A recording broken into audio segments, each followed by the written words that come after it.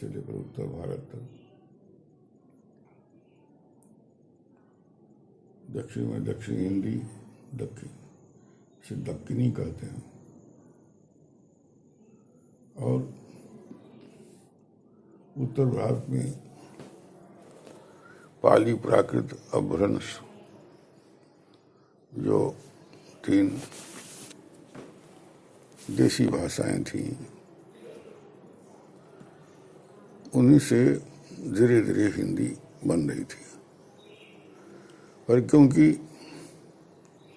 जो बाजार में और काम की भाषा थी वो साहित्य नहीं है, साहित्य से परे है। हिंदी साहित्य में जो भाषा का इतिहास मिलता है वो भाषा साहित्य की भाषा का इतिहास है। और पुराने ज़माने में 6वीं शताब्दी के आसपास जो गौतम बुद्ध का प्रादुर्भाव हो गया था, वो पाली में अपने उपदेश कर रहे थे। उस समय वैदिक कर्मकांड और धर्म के ठीक समानांतर एक जन आध्यात्मिक चेतना का भी विकास हो रहा था। क्यों आध्यात्मिक चेतना का विकास हो रहा था, ये बात समझने की है। असल में पुराने आदमी के मन में प्रकृति का विश्लेषण कर उससे कोई फायदा लेने की भावना न थी। हाँ, प्रकृति क्यों है, ये कृत्य क्यों है संसार के रूप में, अगर ये कृत्य है, ये कोई हलचल है प्राणी मात्र की, वृक्ष हैं, पर्वत है, नदियां हैं, समुद्र है, चांद तारे हैं, तो सूर्य है, बहुत कुछ है। जो है वो क्यों है और किसके नाते है, ये मूलभूत प्रश्न उस समय के हम लोगों के पुरखों के मन में आता रहा।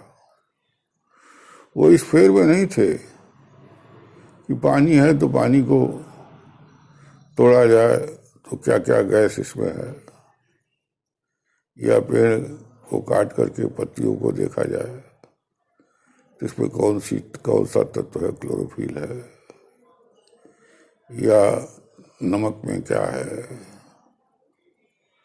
या हवा में क्या क्या वैज्ञानिक तत्व हैं। इस चक्कर में नहीं थे, वो जी रहे थे, और जी रहे थे तो जीवन से प्रेम भी कर रहे थे, और जीवन से प्रेम कर रहे थे तो दूसरे जो जीवधारी थे उनसे उनका प्रेम था। और अगर वो जीव उनका शिकार होता था, भोजन होता था, तो उससे एक गैर इरादतन दुश्मनी भी थी। दुश्मनी का भाव नहीं था, तो उन्हें मारे बिना वो मांस नहीं पा सकते थे, इसलिए उन्हें अपनी भूख की रक्षा के लिए जीव जंतुओं की हत्या करनी पड़नी थी। ये माहौल था। लेकिन फिर भी ये भूख, ये प्यास, ये नींद, ये जीवन, ये धरती, ये आकाश किसकी रचना है, कौन रचयिता है, इसके लिए उन लोगों ने अपनी भाषा में इस रहस्य को जानने की कोशिश की। वो जान पाए नहीं जान पाए, पर रहस्य की खोज, ईश्वर शब्द तो बाद में आया, वो वेदों में भले रहा हो ब्रह्म के रूप में, लेकिन लोकमानस में ये बात धीरे धीरे आई होगी कि कोई भगवान है। अब ये भी आया होगा इस भगवान तक पहुंचने का कोई रास्ता खोजना चाहिए, क्योंकि जब वही सबका सोर्स है तो सोर्स तक क्यों न पहुंचा जाए। ये तर्क बुद्धि उस समय पैदा हुई होगी। तो अनेक स्थानीय जगहों पर कुछ संसार के रहस्य जानने वालों का एक छोटा मोटा समाज विकसित होने लगा, जो हिंदी साहित्य के आदिकाल के कारण उनके नाम सिद्ध थे, अर्थात वे ज्ञान प्राप्त हो कर चुके थे, सिद्धि प्राप्त कर चुके थे, सिद्ध थे, बौद्ध थे, बुद्धत्व जरूर प्राप्त कर लिया, जैन थे। तो एक फकीरों का, साधुओं का समाज था। वो कुछ अपनी वाणी में संसार को लेकर के या किसी परम सत्ता को लेकर कुछ बातें समाज को बताते रहते थे। वो भी बताते रहते थे कि संसार जो है ये इसमें होना अंत में मरना है, इसलिए इसके फेर में न पड़ करके उस तत्व के फेर में पड़ना चाहिए जो अजन्मा है, शाश्वत है, अर्थात ईश्वर की शरण में रह जाना चाहिए।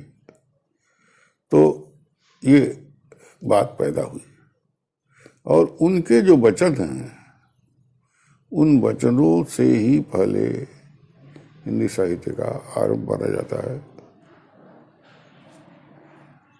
ये 84 सिद्धों की बात कही गई है, जिसमें कानपा, लुईपा, सरहपा सिद्ध हैं, तांत्रिक हैं, बौद्ध हैं और जैनी हैं, महावीर की परंपरा के। उन्होंने प्रज्ञा की बात की, होश की बात की, साधना की बात की, समाधि की बात की। बाहर की दुनिया देखने के बजाय अपने अंदर अपने सांसों को रोककर या सांसों पर ध्यान देकर चित्त की अवस्था को देखने को कहा, और ये कहा कि शून्य में जाने की आवश्यकता है।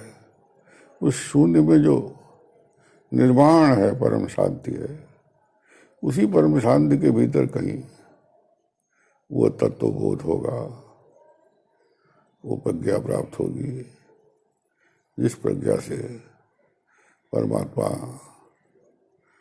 का अनुभव हो सकता है या परमात्मा के पास पहुंचा जा सकता है। इस तरह की बातें करने वाला दोहों के माध्यम से, पदों के माध्यम से, कुछ छंदों के माध्यम से घूम घूम कर जोगी यति लोग कुछ गान करते थे, कुछ किंवदंतियों की कथाओं के आधार पर भी बातें कहते थे, और इस प्रकार पूरे देश में एक तरह से पदगान, कुछ छंदगान के रूप में अनेक तरह की मिली जुली बोलियों के माध्यम से एक जो फैलाव हुआ, वो फैलाव जो श्रुति परंपरा में था, इसको लिखा बहुत कम ज्यादा था, मौखिक था, लोक में था, वो प्रचलित हुआ। ये और बात है कि बाद में जब लिखने की परंपरा आई तो उसको लोगों ने स्मृतियों के आधार पर या गुरुओं से चेलों से उनके चेलों ने संग्रहित कर दिया और वे पद प्राप्त होते। मसलन सिद्धों का साहित्य वो मौखिक था, लेकिन लिखित रूप में भी आ गया। और एक तरह से साधु थे, फकीर थे, जो ये कविताएं लिखते थे और वो छंद में होता था, गद्य की परंपरा ही नहीं थी। तो इसीलिए बहुत दिनों तक मध्यकाल के निकट तक प्राय हिंदी साहित्य पद्य का ही साहित्य, उसमें गद्य नहीं है। गद्य का प्रवेश आधुनिक युग में होता है। वो संकलित हुआ। और एक बात उसमें है विशेष कि संसारी होकर के परमात्मा का अनुभव नहीं किया जा सकता है, इसलिए संसार के सुखों को छोड़ने की जरूरत है। दो प्रकार के सिद्ध हुए, तांत्रिक हुए। एक यहाँ के संसार को छोड़ना तो है कि संसार को भोग के छोड़ा जाए, पहले से त्याग कर दिया जाए, अथवा संसार के भोग में लिप्त होकर के उसकी व्यर्थता का अनुभव करते हुए संसार छूट जाए, ऐसी परिस्थिति पैदा की जाए। तो ये दक्षिण मार्ग और वाम मार्ग तंत्र में आया, सिद्धों में आया, बौद्धों में भी महायान और हीनयान के रूप में आया। किस्सा को था कि सारा जो आदिकाल हिंदी का है वह रहस्यवादी साहित्य है, तत्व खोज का साहित्य है, वैराग्य का साहित्य है, किसी अलौकिक सत्ता से लगाव का साहित्य है। और ये परंपरा आगे चल करके भी मध्यकाल के निर्गुण कवियों में आई, जिससे संसार को मिथ्या कहा गया। ये अचानक नहीं हुआ। असल में वैदिक काल के बाद वेदों में जो उपनिषदों का विस्तार हुआ, आरण्यक ग्रंथों का विस्तार हुआ, जिस पर एक खास वर्ग का कब्जा था, ब्राह्मण वर्चस्व था, जिसमें अन्य तमाम जो जनता है वो संख्यक जिसमें प्रवेश ही नहीं पाती थी, दीक्षित नहीं हो पाती थी, शिक्षित ही नहीं हो पाती थी। लेकिन उसकी गूंज इन लोगों पर भी पड़ी जो अपने ढंग से आध्यात्मिकता की खोज में थे, चाहे बौद्ध हो, चाहे जैन हो, चाहे तांत्रिक हो, चाहे सिद्ध हो। तो वहां भी परलोक की साधना में संसार के भोगों की व्यर्थता का बार बार उल्लेख किया गया और माया कहा गया, संसार को सपना कहा गया। जैसे सपने में हम देखते हैं पसीने पसीने हो जाते हैं, या खुशी के नाते फूल के गुब्बारे हो जाते हैं, राजा होते हैं, भिखारी होते हैं।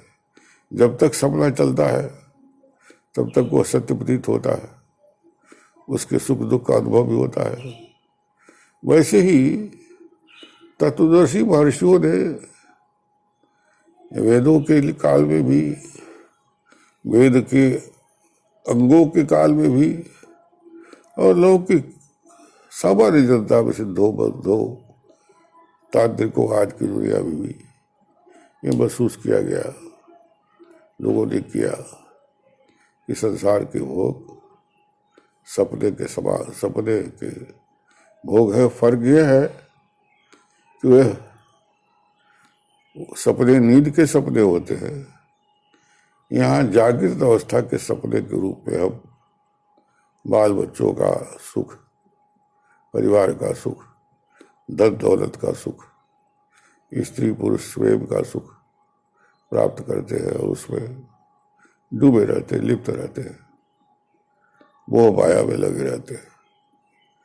तो इन सब बातों की जो चर्चा है वही चर्चा तात्विक रूप से आदिकालीन साहित्य का मर्म है और इसी मर्म के गर्भ से आगे चल करके भक्ति काल का विकास हुआ।